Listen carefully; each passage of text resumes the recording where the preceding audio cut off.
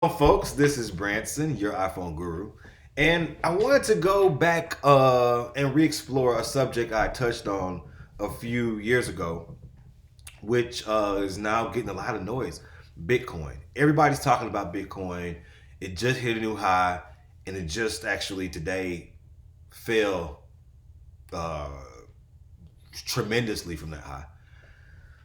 But let's get an idea of what Bitcoin is, okay? Because a lot of people they're confused about what Bitcoin actually is. I was talking to a guy the other day, and we were talking about the entity of Bitcoin, and he was like, "I know somebody that works for Bitcoin," and I was like, "No, you don't know anybody that works for Bitcoin.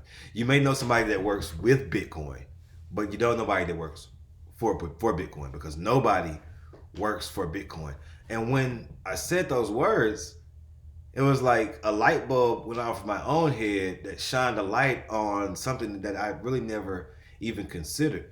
This entity of Bitcoin has been around for over a decade, and it has existed without a single employee, without a single call center, without a single anything. No, nothing runs this operation itself. It's basically a 3 or 4 hundred billion dollar entity in valuation. Uh, there are enough. Well, the bitcoins that are out, their value is equal to 300 or 400 billion dollars. That's a lot for somebody or for something that doesn't have anybody working for it, doesn't have any owners, doesn't have anything but the fact that it exists in the minds of the people who brought it to light and operate it and manage it and make sure that we're all on the same page. How does that work? That got kind of like mind-boggling to me to consider that 11 years ago, this guy Satoshi Nakamoto, that's the pseudonym that they have for him, writes this white paper on how to make a currency that can't be uh, inflated artificially, and everybody knows exactly who has what, and he put that all together and came up with the blockchain being used as a exchange for these coins that he called Bitcoin.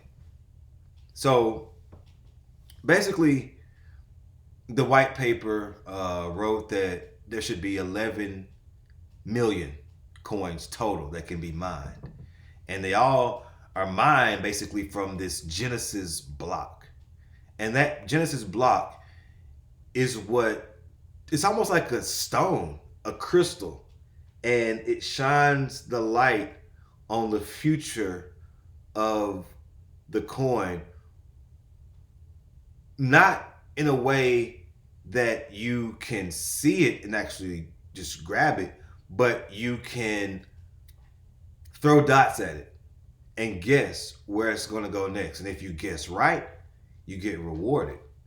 So that's what miners do. That Genesis block goes and it sets the path. Imagine like pi. Pi is a discrete number.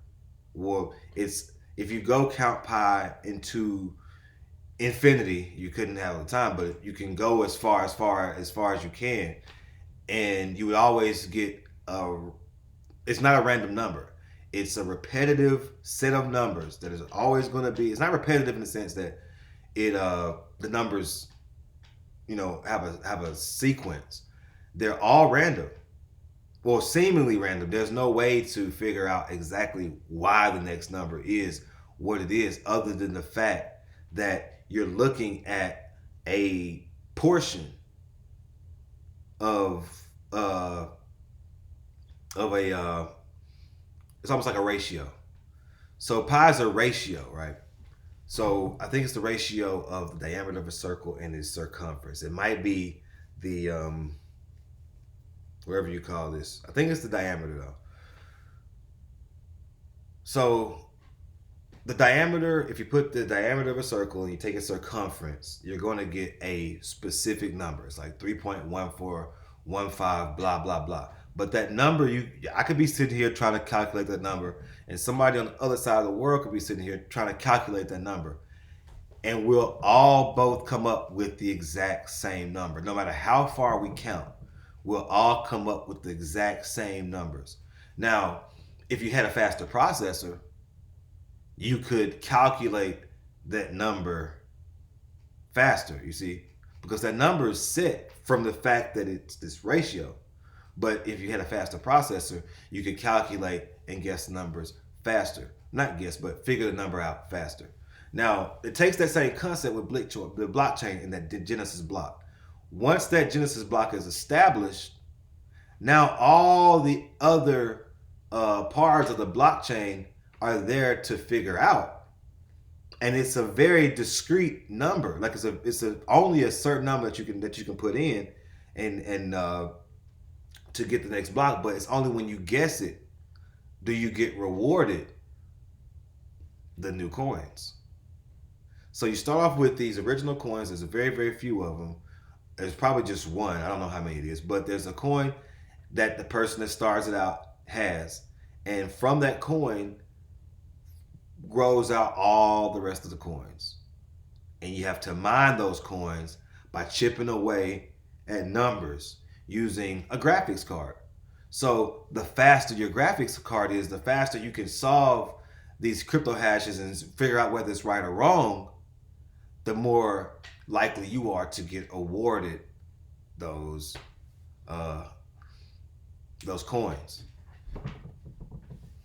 And that's how it works. And that's how it stayed resilient for all these years. That's why nobody can add new coins, because your guess is as good as mine and you have to be right. You can't be wrong. Because if you're wrong, there are millions of other people saying that you're wrong, because everybody's running this immutable ledger that's being added. Once a new blockchain is created, everybody has to account for that. And that's why, and it's also built into the system that every single transaction is being recorded. So there's no way for you to add a new coin unless you've shown where you've gotten it from. And like I said, there's a million people who have to agree. And that's where your confirmations come from.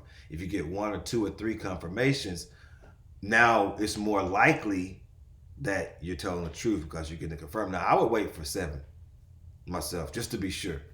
But if they're spread out and it's randomly generate these confirmations, it makes it a lot easier. And that's what these miners and the people who receive these transfer fees are doing. They're banking on the fact that they're going to have enough traffic to run the blockchain client and get a little bit more from the fact that you're giving them some of your coins to transfer. If you look on a coin, if you look at your transfer data, you'll see there's a little small portion that goes to the person that facilitates this transfer, is documenting this transfer and making sure it's valid. And anybody can do that. So as long as you have the information, you have the same, program, you run the same system that everybody else is running, you're good. You can trade, you can send and receive, because that blockchain is never going to change. That immutable ledger has to be validated by everyone who's a part of the system running that same client before it gets added onto. And that is amazing to me. That is almost mind-blowing to me, that something digitally can exist with that much, like I said, resiliency, that amount of just longevity without changing anything about it. Now you can have forks, and you have forks like Bitcoin, Cash, and all of these other deviations of Bitcoins, and then you have completely other cryptos, and you even have other tokens.